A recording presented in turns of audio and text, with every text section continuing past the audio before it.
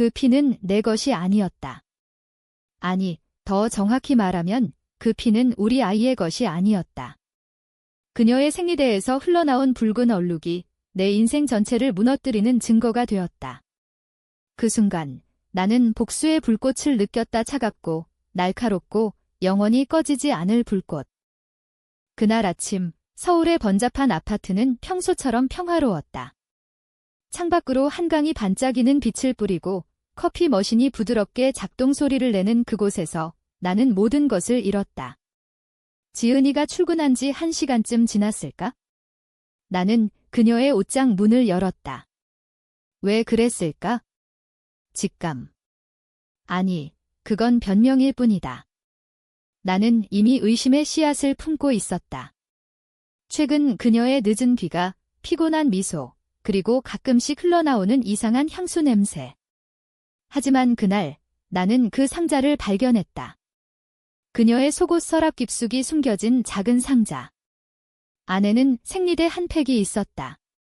평범해 보였지만 그 안에 끼워진 메모지와 사진이 모든 것을 바꿔놓았다. 메모지는 손으로 쓴 글씨였다. 오빠, 이번 달은 안전해. 내 아이가 될 거야. 그리고 사진 지은이와 낯선 남자, 그들의 팔이 얽힌 채로 웃고 있는 모습. 남자의 얼굴은 흐릿했지만 그의 손목에 새겨진 문신이 눈에 띄었다. 나는 그 문신을 알았다. 대학 시절 지은이의 오랜 친구라고 소개했던 그놈, 민준. 그 순간 내 가슴이 찢어지는 소리가 들렸다. 나는 생리대를 쥐고 주먹을 쥐었다. 피가. 아니, 그건 그녀의 피가 아니었다. 상자 안에 묻은 핏자국은 오래된 것이었고 그 옆에 떨어진 작은 병 피임약을 숨기기 위해 산산부인과 약의 충격적인 진실이 드러났다. 그녀는 임신했다. 하지만 그 아이는 내 것이 아니었다. 나는 경악했다. 세상이 무너지는 소리가 났다. 나는 바닥에 주저앉아 울었다. 아니, 울지 않았다. 분노가 눈물을 삼켰다. 지은이와 나는 5년 전 결혼했다. 우리는 완벽한 커플이었다. 서울의 IT 회사에서 일하는 나, 성공적인 마케터인 그녀. 우리는 작은 아파트에서 시작해 이제는 강남의 고급 빌라로 이사왔다. 우리는 미래를 꿈꿨다. 아이, 여행, 노후. 하지만 그 모든 게 거짓이었다. 민준, 그 이름이 내 머릿속을 맴돌았다. 그는 지은이의 첫사랑이었다. 나는 그걸 알았지만 과거일 뿐이라고 믿었다. 이제 그 과거가 내 현재를 갉아먹고 있었다. 나는 일어났다. 손에 쥔 생리대는 이제 증거였다. 나는 사진을 찍었다. 메모지를 스캔했다. 그리고 컴퓨터로 향했다. 지은이의 이메일 비밀번호는 여전했다. 둘이의 결혼기념일, 그 안에서 나는 더 많은 단서를 찾았다. 호텔 예약 내역, 민준과의 채팅 로그. 오빠가 의심해. 조심해야 해. 그녀의 메시지였다. 나는 웃었다. 웃음이 터져나왔다. 이건 코미디인가? 아니, 드라마다. 내 인생이 최악의 드라마로 변한 순간. 그날 오후, 나는 회사에 전화를 걸어 휴가를 냈다. 상사인 태호 형이 물었다. 무슨 일 있냐? 나는 가족 문제라고 대답했다. 가족. 그 단어가 이제는 독처럼 느껴졌다. 집으로 돌아온 나는 지은이의 물건을 뒤졌다. 그녀의 핸드백 안에서 작은 초음파 사진이 나왔다. 8주차 내 아이가 될 거라 믿었던 그 사진이 이제는 칼날처럼 내 심장을 베었다. 나는 그것을 불태웠다. 제가 된 사진을 보며 나는 결심했다. 이 배신에 대한 대가를 치르게 하리라. 공정하게, 하지만 잔인하게. 밤이 되자 지은이가 돌아왔다. 그녀의 미소는 여전했다. 여보, 오늘 일찍 왔네. 나는 고개를 끄덕였다. 저녁을 먹으며 우리는 평소처럼 대화를 나눴다. 하지만 내 눈은 그녀의 배를 훔쳐보았다. 그 안에 자라는 생명, 내 것이 아닌. 식사가 끝난 후 나는 말했다. 지은아, 우리 이야기 좀 할까? 그녀의 표정이 굳었다. 나는 상자를 꺼냈다. 생리대, 메모지, 사진. 그녀의 얼굴이 창백해졌다. 이게 어떻게? 그녀가 중얼거렸다. 나는 차갑게 웃었다. 내 비밀이야. 민준 오빠의 그녀가 울기 시작했다. 미안해, 오빠. 실수였어. 그냥. 스트레스 때문에 변명. 끝없는 변명. 나는 듣지 않았다. 아이 이름은 뭐야? 내 오빠 거지. 그녀가 고개를 저었다. 아니, 내 거야. 정말, 거짓말. 나는 DNA 테스트를 생각했다. 하지만 그 전에 나는 그녀를 파괴할 계획을 세웠다. 복수는 서두르지 않는다. 그것은 천천히, 깊게 파고든다. 그날 밤, 우리는 같은 침대에 누웠지만 나는 그녀를 만지지 않았다. 내 마음속에서 복수의 씨앗이 싹트고 있었다. 다음 날, 나는 민준을 찾기 시작했다. 그의 소셜미디어, 공통 지인들. 그는 제약회사 영업팀장이었다. 성공적이고 매력적. 지은이가 왜 그를 선택했는지 이해했다. 하지만 이해는 용서가 아니다. 나는 그의 사무실로 갔다. 강남에 번쩍이는 빌딩. 로비에서 기다리며 나는 계획을 다듬었다. 직접 대면. 아니, 그건 너무 쉽다. 나는 그의 삶을 서서히 무너뜨릴 것이다. 민준을 만난 건 우연처럼 보이게 했다. 대학 동창 모임 명목으로. 그는 웃으며 손을 내밀었다. 오랜만이야. 형. 나는 그의 손을 잡으며 속으로 생각했다. 내 손에 묻은 내 아내의 흔적을 지워주마. 모임에서 우리는 술을 마셨다. 나는 그를 취하게 만들었다. 그리고 속삭였다. 지은이 요즘 어때? 잘 지내? 그의 눈빛이 흔들렸다. 돼. 나는 웃었다. 그냥. 그녀가 내 이름을 불렀어? 꿈에서. 그는 창백해졌다. 그날 복수의 첫걸음이 시작되었다. 며칠 후 나는 지은이와의 대화를 피했다. 그녀는 매일 사과했다. 눈물, 꽃, 선물. 하지만 그 모든 게 헛되이 느껴졌다. 나는 그녀를 용서할 수 없었다. 아니, 용서할 생각이 없었다. 내 마음은 이미 복수의 늪으로 빠져들었다. 서울의 겨울이 다가오고 있었다. 차가운 바람이 창문을 두드리는 소리가 내 분노를 증폭시켰다. 나는 민준의 일상을 파헤쳤다. 그의 아내, 수진. 그녀는 은행원으로 두 아이의 엄마였다. 완벽한 가정. 나는 그들의 사진을 봤다. 행복해 보였다. 하지만 이제 그 행복을 빼앗을 차례였다. 나는 익명 이메일을 보냈다. 수진에게. 첨부된 건 지은이와 민준의 사진, 호텔 영수증. 당신 남편의 비밀입니다. 이 짧은 메시지. 그녀의 반응을 상상했다. 충격, 분노, 눈물. 그게 시작이었다. 수진의 연락이 왔다. 아니, 민준을 통해. 그는 내게 전화했다. 얘야, 이 새끼가. 너 뭐 한 거야? 그의 목소리가 떨렸다.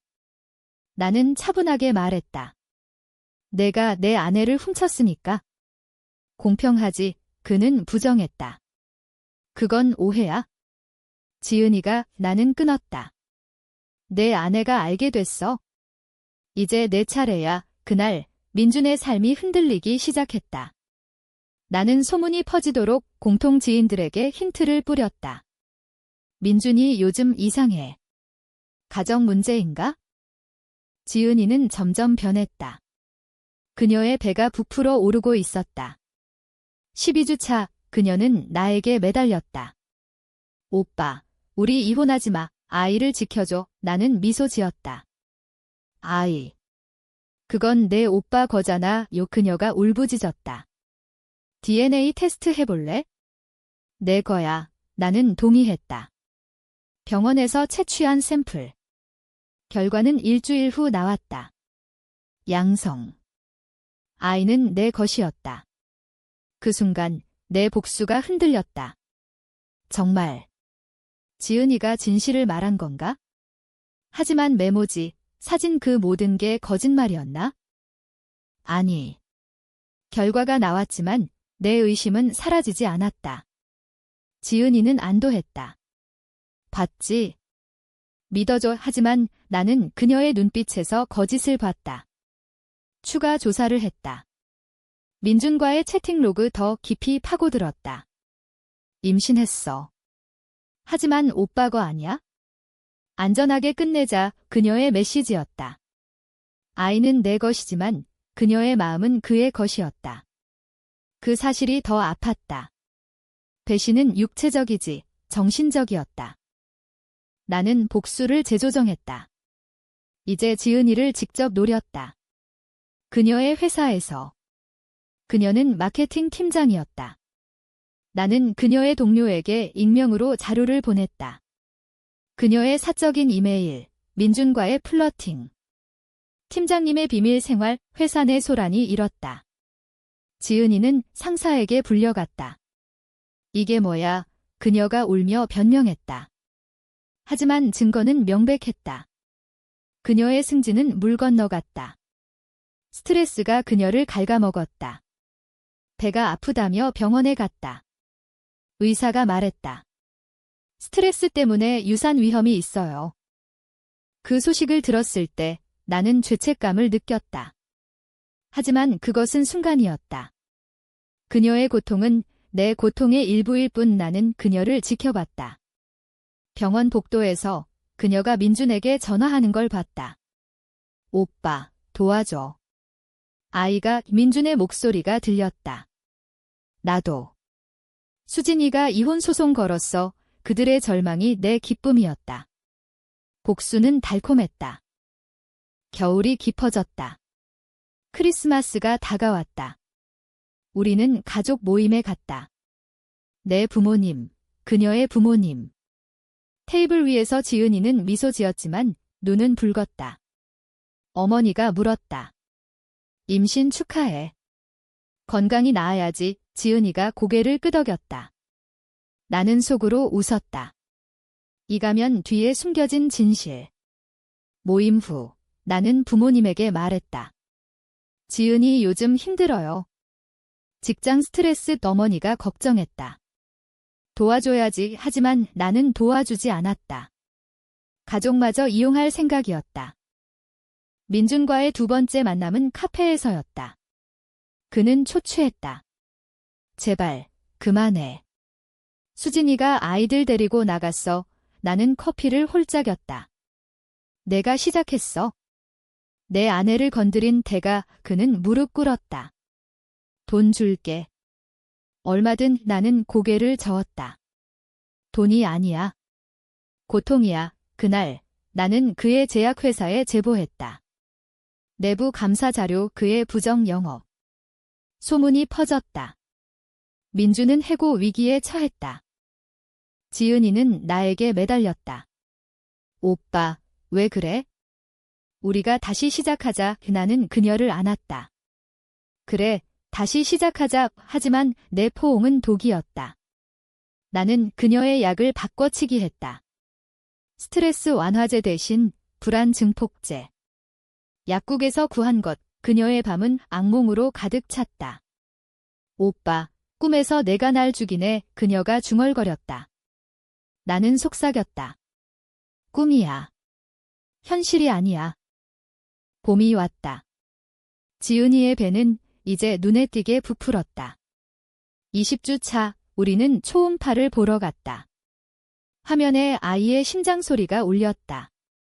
쿵쾅쿵쾅. 그 소리가 내 분노를 자극했다. 이 아이는 무죄지만 어머니의 죄를 물려받을 운명이었다. 병원에서 나오며 지은이가 말했다. 이름은 뭐로 할까? 우리 셋이 행복하게 살자. 나는 미소 지었다. 행복. 그게 뭔지 잊었어. 민준의 삶은 파탄났다. 그는 작은 원룸으로 쫓겨났다. 수지는 이혼 소송을 제기했다. 아이 양육권을 놓고 싸웠다. 나는 그 재판을 지켜봤다. 법정 밖에서 민준의 초췌한 얼굴을 봤다. 그는 나를 봤다.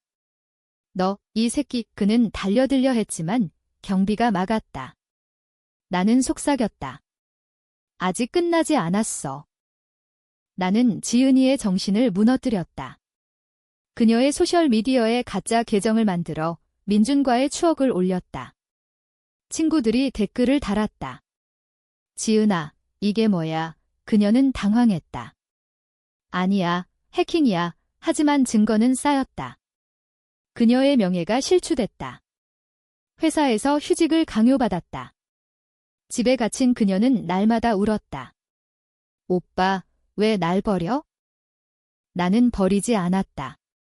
오히려 더 가까이 다가갔다. 밤마다 그녀를 안고 속삭였다. 사랑해. 하지만 내가 날 배신했으니까 그녀의 눈에 공포가 스쳤다. 나는 그녀의 꿈을 조종했다. 녹음된 민준의 목소리를 재생했다. 지은아, 나랑 도망가자. 그녀가 깨서 비명을 질렀다. 그만해. 나는 안심시켰다. 꿈이야. 한밤중 나는 민준을 찾아갔다. 그의 원룸. 문을 두드리자 그는 술에 취해 나왔다. 뭐야? 나는 안으로 들어갔다. 방 안은 엉망이었다. 빈 병들, 사진 조각들. 나는 말했다. 내 삶 끝났지. 그는 웃었다. 너도 마찬가지야. 지은이가 내게 돌아간 건 내 돈 때문이야. 그 말에 내 피가 끓었다. 거짓말, 하지만 그의 눈빛이 진실을 말하고 있었다. 지은이는 나를 사랑한 적이 없었다. 돈, 안정, 그것뿐. 나는 그를 때렸다. 주먹이 그의 코를 부수었다. 피가 흘렀다. 이게 시작이야. 그는 바닥에 쓰러져 울었다. 제발. 죽여. 나는 하지 않았다. 죽음은 너무 쉽다. 나는 그의 전화기를 빼앗아 수진에게 전화했다. 당신 남편이 자살하려 해. 거짓말. 하지만 경찰이 왔다. 민준은 병원으로 실려갔다. 정신과 입원. 그의 경력은 끝났다. 지은이는 그 소식을 듣고 충격받았다. 민준 오빠가. 왜? 나는 말했다. 내 탓이야. 내가 그를 유혹했으니까. 그녀가 부정했다. 아니야. 내가. 그녀의 목소리가 끊겼다. 통증. 배가 아팠다. 병원으로 달려갔다. 유산 직전. 의사가 말했다. 아내분, 너무 스트레스 받으셨어요. 조심하세요. 나는 그녀의 손을 잡았다. 괜찮아질 거야. 하지만 내 마음은 차가웠다. 집으로 돌아온 후 지은이는 변했다. 그녀는 나를 피했다. 오빠, 무서워. 나는 웃었다. 무서운 건 나야. 그날 밤 그녀는 도망치려 했다. 가방을 챙기고 문을 열었다. 나는 기다리고 있었다. 어디가? 그녀가 떨었다. 엄마 집. 나는 문을 잠갔다. 아니, 여기서 끝내자. 우리는 싸웠다. 그녀의 손톱이 내 팔을 긁었다. 피가 흘렀다. 내 피. 그 순간 그녀의 눈에 미안함이 스쳤다. 하지만 늦었다. 다음 날 나는 변호사를 불렀다. 이혼 서류. 지은이는 서명했다. 아이 없이 어떻게 살아? 그녀가 물었다. 나는 말했다. 내 선택이야. 하지만 아이는 살아남았다. 스트레스에도 불구하고. 태명은 희망. 아이러니했다. 희망은 배신의 열매였다. 여름 더위가 서울을 휘감았다. 지은이는 혼자 살았다. 작은 스튜디오 아파트. 나는 그녀를 감시했다. CCTV, 이웃의 첩보. 그녀는 직장을 잃었고 민준의 소식을 듣지 못했다. 그는 여전히 병원에 있었다. 자살 시도 후 가족이 포기했다. 그의 어머니가 전화했다. 민준이가 왜 이렇게 됐어? 나는 사고라고 했다. 하지만 속으로는 웃었다. 나는 새로운 삶을 시작했다. 회사에서 승진. 새로운 프로젝트. 하지만 밤마다 악몽이 왔다. 지은이의 배, 민준의 피 묻은 얼굴. 복수는 나를 갉아먹었다. 친구들이 물었다. 이혼 소식 들었어. 괜찮아. 나는 그래라고 했다. 하지만 괜찮지 않았다. 공허했다. 지은이의 출산이 다가왔다. 36주 그녀는 혼자 병원에 갔다. 나는 알았다. 그녀의 SNS를 해킹해. 아기, 엄마가 기다려 포스트. 나는 갔다. 병원 로비. 그녀를 봤다. 고통에 몸부림치는 그녀. 나는 가까이 다가갔다. 힘내. 그녀가 나를 봤다. 오빠. 왜 왔어? 나는 아이를 보러라고 했다. 그녀가 울었다. 미안해. 정말 미안해. 아이가 태어났다. 여아. 작고 연약한. 간호사가 안겨줬다. 지은이가 말했다. 이름은 수아로 해. 나는 고개를 끄덕였다. 수아. 아름다운 이름. 하지만 내 마음은 차가웠다. 나는 아이를 안았다. 그 무기가 내 죄책감을 자아냈다. 이 아이는 무죄. 하지만 어머니의 그림자가 드리워져 있다. 퇴원 후 나는 지은이에게 돈을 보냈다. 양육비. 그녀는 거절했다. 필요 없어. 내가 주는 건 독이야. 하지만 그녀는 받았다. 생계. 나는 그녀의 삶을 계속 파괴했다. 그녀의 친구들에게 소문을 퍼뜨렸다. 지은이가 바람피워 이혼했대. 그녀는 고립됐다. 우울증. 약을 먹었다. 내가 준 약처럼. 민준이 퇴원했다.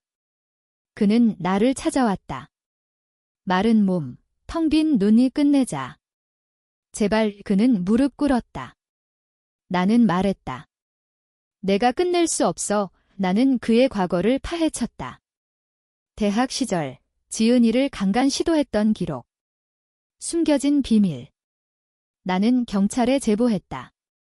오래된 사건이지만 재수사 민준은 체포됐다.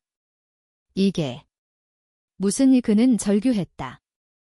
지은이는 그 소식을 듣고 무너졌다. 오빠가 범죄자. 그녀가 나에게 전화했다. 모두 내 탓이야. 나는 내 탓이라고 했다. 그녀의 분노가 폭발했다. 그녀는 수아를 데리고 도망쳤다. 부산으로. 나는 쫓아갔다. 기차역에서 그녀를 기다렸다. 돌아와. 그녀가 말했다. 아니. 끝났어. 하지만 그녀의 눈은 지쳤다. 우리는 싸웠다. 공공장소에서. 사람들이 쳐다봤다. 그녀가 소리쳤다. 너는 괴물이야. 나는 내가 만들었어. 라고 했다. 경찰이 왔다. 가정폭력 신고. 나는 체포됐다. 감방에서 나는 생각했다. 이게 복수인가? 아니, 이것은 나의 파멸. 석방 후 나는 집으로 돌아왔다. 빈집. 지은이는 수아와 함께 부산에 정착했다. 민주는 감옥에 갔다. 그의 재판에서 나는 증언했다. 그는 유혹자야. 판사는 유죄. 5년형. 하지만 내 승리는 텅 비었다. 나는 상담을 받았다. 심리학자 선생님이 말했다. 복수는 중독입니다. 놓아주세요. 나는 웃었다. 늦었어. 가을 잎이 떨어졌다. 나는 직장을 그만뒀다. 복수의 여파로 번아웃. 친구들은 멀어졌다. 가족은 나를 피했다. 너 무슨 짓 한 거야? 아버지가 물었다. 나는 대답하지 않았다. 내 삶은 폐허였다. 지은이의 소식을 들었다. 그녀는 카페에서 일했다. 수아를 키우며 행복해 보였다. 사진 속 그녀의 미소. 그것이 나를 자극했다. 나는 부산으로 갔다. 그녀의 카페. 창밖에서 지켜봤다. 수아가 웃는 소리. 지은이가 손님과 대화. 평화로웠다. 하지만 나는 그 평화를 깨뜨렸다. 익명 편지. 내 과거가 돌아온다. 그녀의 카페에 보냈다. 그녀의 불안이 시작됐다. 밤에 잠 못 이룸. 수아가 울었다. 그녀는 나에게 연락했다. 오빠, 그만해. 수아가 무서워해. 나는 내가 시작했어 라고 했다. 민준의 어머니가 찾아왔다. 내 아들 죽을 거야? 내 탓이야. 그녀가 울었다. 나는 문을 닫았다. 하지만 그녀의 눈물이 내 양심을 찔렀다. 밤에 나는 울었다. 처음으로. 복수의 대가가 나 자신이었다. 나는 수아를 만났다. 공원에서. 지은이가 데리고 나왔을 때 엄마 아저씨 수아가 말했다. 나는 무릎 꿇었다. 안녕. 그 순간 모든 게 무너졌다. 이 아이는 내 딸. 하지만 어머니의 배신이 그림자처럼 드리워져. 지은이가 말했다. 제발 떠나. 나는 아니. 끝까지 갈 거야. 나는 그녀의 삶을 다시 파괴했다. 카페 사장에게 제보. 직원 과거 문제. 그녀는 해고됐다. 겨울이 다시 왔다. 그녀는 추위에 떨었다. 최고조는 크리스마스 이브. 나는 그녀의 집으로 갔다. 문을 열자 수아가 산타 아저씨 라고 했다. 지은이가 창백해졌다. 뭐 하러 왔어? 나는 선물을 내밀었다. 상자 안 생리대, 메모지, 사진. 기억나? 그녀가 비명을 질렀다. 그만. 수아 봐. 수아가 울었다. 그 소리가 내 심장을 꿰뚫었다. 나는 도망쳤다. 눈 속으로. 서울로 돌아오는 기차에서 나는 깨달았다. 복수는 끝이 없다. 그것은 영원한 고통. 새해가 밝았다. 나는 변화했다. 아니, 파괴됐다. 병원에서 정신과 치료. 당신은 PTSD예요. 트라우마, 선생님이 말했다. 나는 고개를 끄덕였다. 지은이의 배신이 나를 망쳤다. 민주는 감옥에서 자살했다. 소식. 그의 어머니가 장례식에 불렀다. 나는 갔다. 관 옆에서 나는 울었다. 미안해. 하지만 미안함은 늦었다. 지은이는 나에게 편지를 보냈다. 오빠, 용서해. 나도 후회해. 수아를 위해 놓아줘. 나는 불태웠다. 하지만 마음속에서 무언가 부서졌다. 나는 부산으로 갔다. 마지막으로. 그녀의 새집 문을 두드렸다. 지은이가 나왔다. 수아가 안겼다. 아빠, 그 단어. 내 눈물이 흘렀다. 우리는 이야기했다. 밤새. 그녀의 눈물, 내 고백. 나는 괴물이 됐어. 그녀가 말했다. 나 때문이야. 미안해. 우리는 용서했다. 아니, 용서하려 했다. 하지만 후회는 영원하다. 나는 서울로 돌아왔다. 새로운 시작. 하지만 상처는 남았다. 복수의 대가는 영원한 그림자. 수아의 사진을 보며 나는 생각했다. 사랑은 배신의 반대편에 있다. 하지만 나는 아직 그곳에 도달하지 못했다. 어쩌면 영원히.